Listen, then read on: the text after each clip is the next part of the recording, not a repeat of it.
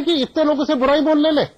नहीं, सरकार में पॉलिटिकल विल पावर हो तो सरकार बहुत कुछ कर सकती है, लेकिन अभी सरकार ये करने की स्थिति में नहीं है, क्योंकि हम इस समय एक बहुत बड़े दंश को झेल रहे हैं। जो ये एक बहुत दूरगामी हमारी रणनीति के तहत हम इस तरह की व्यवस्था कर सकते हैं कि हम कम से कम उन मुहानों पर आज मैं कहता हूं कि 879 छोटे छोटे शहर बस गए हैं, जबकि हमारी शहरों की संख्या 70-72 है, और जो नोटिफाइड शहर हैं, जो हमारी नगर पालिकाएं, नगर पंचायतें हैं, लेकिन हमारे कस्बे और 879 बन गए। अब ये सब के सब लगभग आप देखेंगे, एक तो यात्रा मार्ग में बने हैं, नदियों के किनारे बने हैं, जहां घाट है वहां उनके किनारे बने हैं, और ये बनते चले जा रहे हैं। और ये जमीन अगर आप बंदोबस्त के समय की एयरमार्क जमीन देखेंगे, जिस विषय पर माननीय न्यायालय ने निर्णय आज दिया है, वो निर्णय उसी आधार को लेते हुए कि आखिर ये भूमि आपकी है ही नहीं, आप इसको अलॉट कैसे कर सकते हैं? हाँ। आप वन भूमि को किसी इंडिविजुअल को ट्रांसफर कर नहीं सकते, और नदी के किनारे की सारी जमीन जो है वन भूमि की श्रेणी में आती है। और ये वन भूमि केवल सरकारी उपयोग के लिए, इसीलिए सरकारी जो भवन है वो इस वन भूमि में बन सकते हैं, स्कूल, अस्पताल, कार्यालय ये बन सकते हैं, लेकिन इंडिविजुअल का भवन नहीं बन सकता उस वन भूमि में। ये बाध्यता है, कानूनी बाध्यता है, उस वन संरक्षण अधिनियम की बाध्यता है, इसलिए ये नहीं कर सकते। लेकिन अवैध निर्माण होता है, और अवैध निर्माण होने के बाद वो कभी रेगुलराइज होता नहीं। और जब भी इस तरह के आदेश, जब भी कोई आदेश आता है, कोई पॉलिटिकल विल पावर लेकर के, जैसे अभी अमिताभ जी दिल्ली का उदाहरण दे रहे थे कि कैसे यमुना जी के किनारे का पूरा क्षेत्र जो है वैकेट करा दिया गया था, वो स्थिति कल के दिन यहाँ कभी भी आ सकती है और लानी पड़ेगी, जब इनका विकल्प तलाश किया जाए। वो गरीब लोग जो बस्तियां बना करके रह रहे हैं, उनके लिए उन मलिन बस्तियों को वहां से शिफ्ट करके उसका विकल्प तलाश करें और उस मुहाने को तत्काल खाली करें, नहीं तो प्रकृति बदला लेगी। पंत जी जी, पंत जी, केवल हाईकोर्ट ने 60 दिन का समय दिया है, मैक्सिमम 60 डेज, और इधर आप कह रहे हैं कि आपदा से भी हम जूझ रहे हैं। तो आपदा से तो हम जूझ रहे हैं, वो अलग बात है, लेकिन हाई कोर्ट का केवल 60 डेज का है, 60 दिन का नहीं। इसमें एक बात और भी है, 60 दिन तो दिए हैं अदालत ने वहां मलबा साफ कर देने तक के लिए, 7 दिन दिए, 7 दिन दिए हैं इस बात के लिए कि निरस्त कर दीजिए सारे अलॉटमेंट निरस्त करने होंगे। अलॉटमेंट निरस्त हो जाएंगे। जो अलॉटमेंट तो सरकार ने किए ही नहीं होंगे, वो अवैध निर्माण है, क्योंकि सरकारी जमीन पे तो अलॉटमेंट हो ही नहीं सकता। हुए नहीं। प्रकाश भाई, मैंने एक उदाहरण दिया था ना, आपके ही प्रदेश के एक पूर्व मुख्यमंत्री ने दूसरे पूर्व मुख्यमंत्री के पारिवारिक ट्रस्ट को डूब की जमीन दे दी, पटवारी से लेकर रेवेन्यू सेक्रेटरी तक फाइलों पर सिर्फ पटक पटक के रोते रह गए, मुख्यमंत्री जी नहीं माने, विचलन के बोले मेरी मर्जी, मैं दूंगा।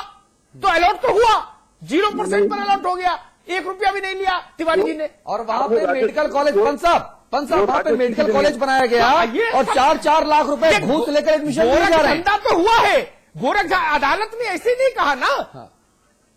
आप सब लोगों ने मिलके, जो सरकारें रही, गोरख धंधा तो खूब किया। बोले भाई तू मुझे अलॉट कर और मैं आऊंगा तो मैं तुझे अलॉट करूंगा। अंतर है। नहीं भाई हुजूर, मैं क्या कह रहा हूं, ये तो हुआ ना कि भाई तू मुझे अलॉट कर जब तू चेयर पर है, और जब मैं आऊंगा अगली बार तो मैं तुझे कर दूंगा। तू अपने नाते रिश्तेदारों की लिस्ट बना के रख, मौसा फूफा साले बहनोई, और मैं अपनी की लिस्ट बना के रख। जी पंत साहब, ये वर्ग 5 की जमीन होती है जो बंजर काबिले आबाद कहलाती है, इसको सरकार दे सकती है, इसका पट्टा जारी कर सकती है, लेकिन नदियों के किनारे की जमीन नहीं दे सकती सरकार। पंत साहब, प्रकाश भाई, मैंने फाइलें पढ़ी, मैं उतना ज्ञानी नहीं न, मैंने वन संरक्षण अधिनियम पढ़ा है ना, आप तो बिल्कुल नहीं पढ़ा नहीं, लेकिन मैंने वो फाइलें देखी हैं। एक मिनट, मैंने वो फाइलें देखी हैं, कहिए तो अभी बरबेटम पटवारी से लेके प्रमुख सचिव राजस्व उत्तराखंड तक की टिप्पणियां अपनी स्मृति के आधार पर आपको सुना दूं कि फाइल पर क्या लिखा गया, नियमों का उदाहरण देकर। वो बाबू तो पढ़े लिखे होते हैं ना, IAS, उन्होंने सैकड़ों नियम बताए नारायण दत्त जी को, सैकड़ों नियम कि ये नियमों का उल्लंघन है, जमीन नहीं दी जा सकती। और अंत में प्रमुख सचिव अड़ा, उसने कहा अगर देना ही की जिद पर अड़े हैं माननीय मुख्यमंत्री तो कैबिनेट में ले जाइए। तिवारी जी ने कहा कुछ नहीं, मेरी मर्जी, और दस्तखत कर दिया। कहां गए नियम? ये राजतंत्र की तरह जमीन बांट दी, राजतंत्र की तरह, चाहे गंगा के सिर पर और चाहे जमुना की छाती पर। इसलिए आज हाईकोर्ट को कहना पड़ा, और जिस भाषा में मैं बात कहता हूं उसी भाषा में मुख्य न्यायमूर्ति वारन घोष और सर्वेश कुमार गुप्ता ने लिखा भी है। बहुत तीखा निर्णय लिखा है, सॉफ्ट जजमेंट नहीं है। पंत साहब जी, वही पीड़ा है। अमिताभ जी बोलने देंगे तो फिर नहीं नहीं, आप बोलिए, आप प्लीज बोलिए। मैं एक ही अनुरोध करना चाहूंगा हुजूर कि ये जो जिस जमीन का उल्लेख माननीय न्यायालय ने किया है, ये नदियों के किनारे की जमीन है और इस नदी के किनारे की जमीन किसी को दी नहीं जा सकती। इसलिए ये अलॉटमेंट निरस्त करने का तो प्रश्न ही पैदा नहीं होता, क्योंकि अलॉटमेंट कोई कर ही नहीं सकता उसका। अगर अलॉटमेंट किया है तो वो खारिज करे, ये माननीय न्यायालय ने कहा कि 7 दिन के अंदर करे।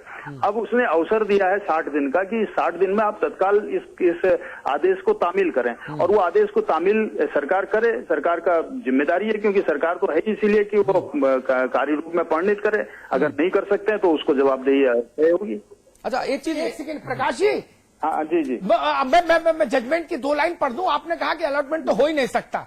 मेरे ख्याल से वारेन घोष साहब और सर्वेश कुमार गुप्ता जब 7 साल इस पिटीशन में जूझे होंगे तो तमाम वकीलों ने अपनी जिरह रखी होगी, तमाम मोटी मोटी किताबें कोट की होंगी कानून की।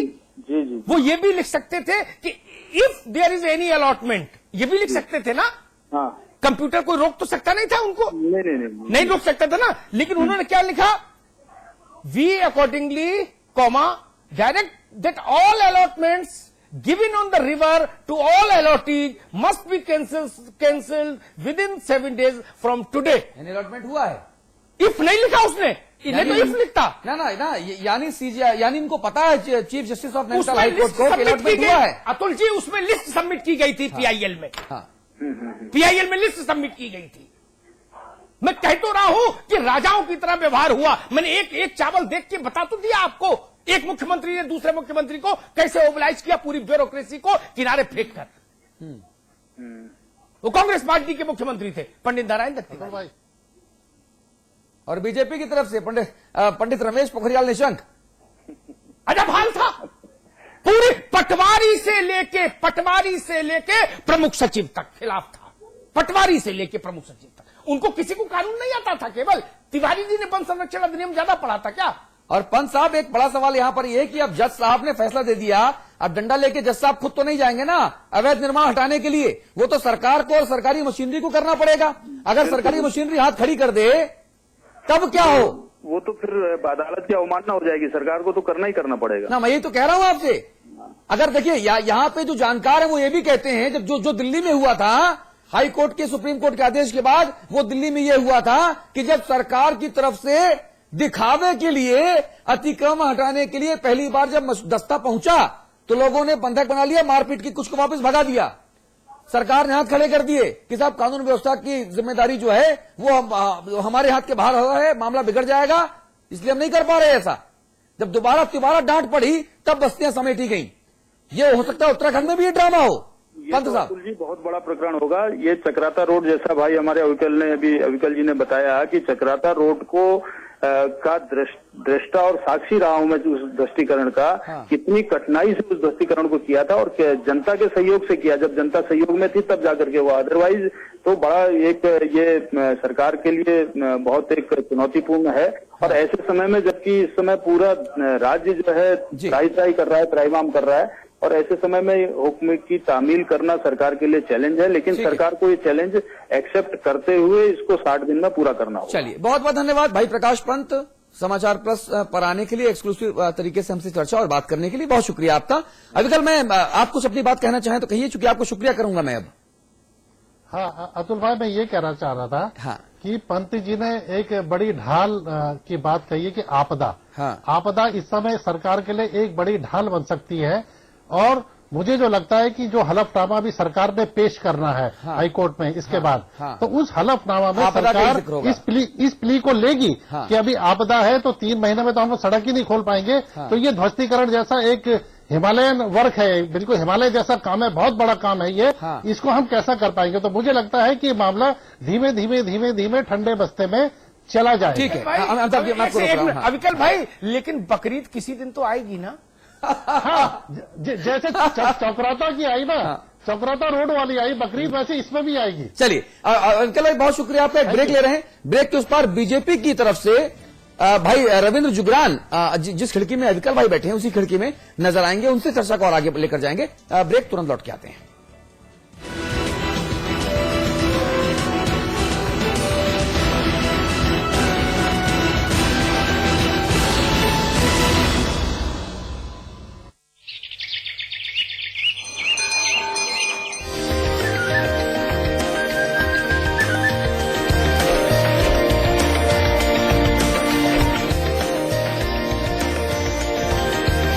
पेंटागन मॉल हरिद्वार, उत्तराखंड का सबसे बड़ा मॉल और मल्टीप्लेक्स निर्माता सुपरटेक।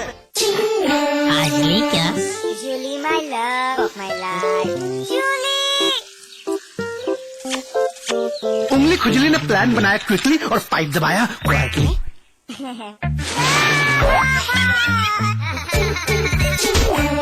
रिफ्रेशिंग मिनी गम। आज ली क्या?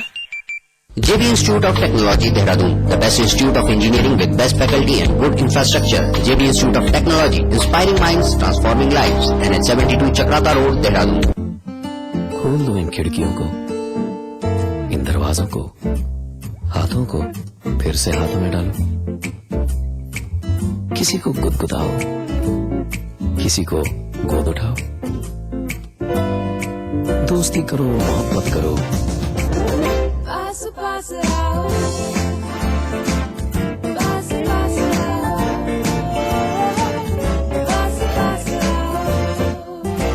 गले मिलो, आंख मिलाओ, किसी को अपना बनाओ, ताया ताई, मौसा मौसी सबसे प्यार करो। रहो हमेशा पास पास। सिर दर्द से फट जाएगा। अजूबी लो। सर दर्द, बदन दर्द, दांत दर्द, जुकाम, अजूबी से आराम। अजूबी। विराज कंस्ट्रक्शन प्रस्तुत करते हैं आपके शहर लखनऊ में फैजाबाद रोड पर संपूर्ण आवासीय योजना BBD ग्रीन सिटी। निर्माण कार्य तीव्र प्रगति पर। आज ही संपर्क करें।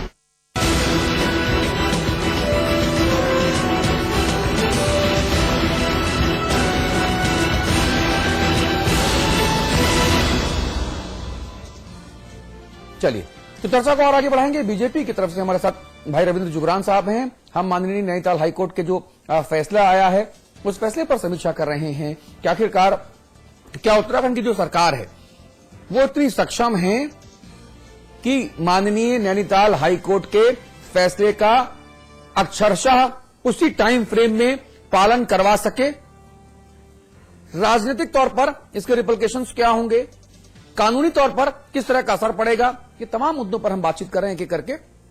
आइए आपको देहरादून लेकर चलते हैं। रविंद्र जुगरान साहब हमारे साथ जुड़ गए हैं, सुरेंद्र अग्रवाल साहब मौजूद हैं, विनोद भरतवाल साहब मौजूद हैं, अमिताभ जी तो हैं ही। भाई सुरेंद्र अग्रवाल साहब जी, मुझे एक चीज अभी तक समझ नहीं आ रही कि अगर सब कुछ ठीक ठाक है तो हाईकोर्ट नाराज क्यों है? अगर आप लोग सब ठीक चल रहे हैं, लाल फीताशाही ब्यूरोक्रेसी सब ठीक चल रही है, सब कुछ ठीक ठाक है और जो कुछ हो रहा है वो कुदरती तौर पे हो रहा है, अगर आपदा आई तो कुदरती तरीके से आई, आप लोग तो ठीक कर रहे हैं सब कुछ, तो ये हाईकोर्ट नाराज क्यों हो गया? मुझको नहीं लगता हाईकोर्ट नाराज है कहीं पर। कोर्ट का अपना काम है कानून की व्याख्या करना, संविधान के अनुसार सरकार कौन सा सरकार का अंग क्या काम कर रहा है उस पर नजर रखना, समीक्षा करना। हाईकोर्ट के निर्णय को आप सकारात्मक रूप से हम लोग लेते हैं, उसका पालन करने की बात करते हैं, उसका सम्मान की बात करते हैं। नहीं, ये सम्मान, इसमें नाराजगी कहाँ आ गई ना? अब जो लाइन्स हैं वो तो मुझे जो पढ़ने में लगा वो नाराजगी लगी। अब हो सकता है कि मेरी समझ कम हो। अब कानून का अपना ढंग है। नहीं अग्रवाल साहब, अब हो सकता है अग्रवाल साहब हो सकता है कि मेरी समझ जो है वो बड़ी संकुचित और छोटी सी है। आप लोगों की तरह मैं ब्रॉडर लेवल पर नहीं सोच पाता हूँ। अतुल, मैं इस बात को, अग्रवाल साहब ने जो बात कही और उस पर जो अतुल ने प्रतिवाद किया कि नाराज है, अग्रवाल साहब ने कहा नाराज नहीं, सकारात्मक रूप में लेना चाहिए। मैं इस बात की तारीफ करता हूं, लेकिन एक बात कहूं, दो जजमेंट के कुछ का, एक का काल्पनिक और एक का असली, तो मैंने सुनाई दिया पढ़ के काल्पनिक। अगर हाईकोर्ट सरकार, प्रशासन और तंत्र से सामान्य रुख से बात करता तो वो अपने जजमेंट में ये लिख सकता था कि यह अदालत सरकार को सलाह देती है कि वह पर्यावरण के प्रति संवेदनशील हो, और नमस्ते कर देता, ये पिटीशन को डिस्पोज कर देता। इतना लिखने में भी कोई उसको रोक सकता था क्या? पिटिशनर बीना बहुगुणा उसको रोक थोड़ी दे सकती थी, न स्टेट ऑफ उत्तराखंड उसको रोक सकता था। चीफ जस्टिस की बेंच इतना भी लिख सकती थी कि नदी और पर्वत और हिमालय और गिर कंदराओं के प्रति, वन्य जीवों के प्रति संवेदनशील हो सरकार, ये सुझाव देते हैं। अदालत डायरेक्टिव और सजेशन दोनों देती है अग्रवाल साहब, और तीसरी बात ऑब्जर्वेशन 3 देती है, जिसमें जो डायरेक्टिव है वो सबसे हार्श होता है, वो फिर उसमें रास्ते बंद